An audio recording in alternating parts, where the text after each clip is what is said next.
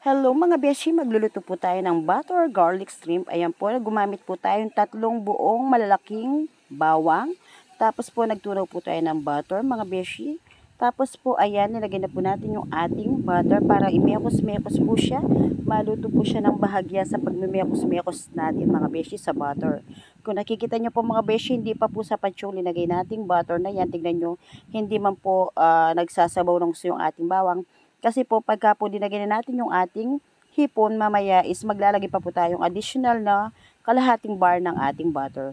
Tapos po yung ating hipon na yung mga beshi, hindi siya masyadong malalaki. Kasi po pinabili lang po natin yan sa ating rider, madalian lang po yan, biglaang order lang po yan. Actually po yung post na po yan mga beshi is last 2 months pa yata yan or 3 months. Nakaligtaan ko lang po siyang pinost. Tapos po yan, naglagay po tayo ng powdered na paminta mga beshi, yung puting paminta. Ayan. Para po masarap siya at naglagay po tayo ng asin pampalasa sa ating powder garlic shrimp po mga beshi ko. Ayan. Yung sakto lang po siya. And then mga beshi, ayan na po. Madalian lang po yan. Nagras po tayo kaya hindi po natin natanggal yung parang mga balbas niya. Nung nagbilin po tayo, nagpabili, pinabilin po natin sa nagtitinda na pagkitanggal yung balbas. Kaso hindi po tinanggal yung balbas ng hipon mga beshi. Pero nung dineliver po sa akin yan mga beshi, pinakabanlaw-banlaw ko po siya kahit po pinutol lang yun sa ulo niya, yung ginupit lang yun sa ulo niya. Sinigurado pa rin pong malinis siya na banlaw siya. Yung nga lang po hindi siya nabalbas kasi nagmamadali nga po tayo. Dahil po kailangan na po siyang ma-deliver, may bisita na po yung ating nag-order. Dumating na daw yung bisita niya.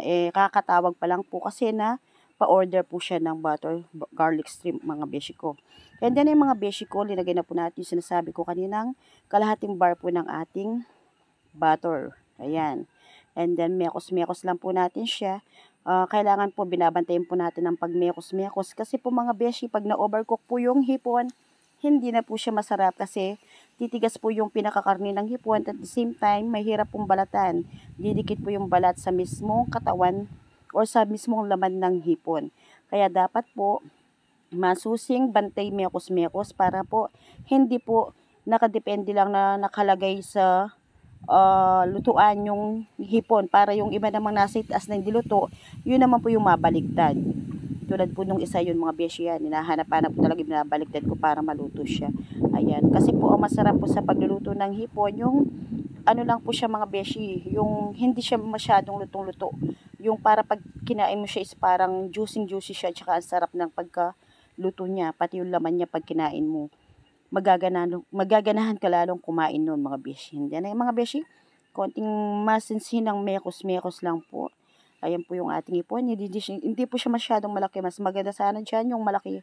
At masarap po yung pagkamalaki. Yung pag tinanggal mo yung sa ulo niya, yung pinakataba niya, yun ang masarap mga beshi. At saka maganda po talaga, half cook lang siya, yung bahagyang luto lang. Para pagka binuksan mo yung pinakaulo niya mga beshi, pag tumulo yung kanyang taba, ay ang sarap po nun mga beshi. Pwede mo na siyang isabaw sa yung kanin mga beshi. And then mga beshi, ayan, paluto na po siya. Ilalagay na po natin sa ating tab. Pinapa-separate po kasi pinapalagay sa tab.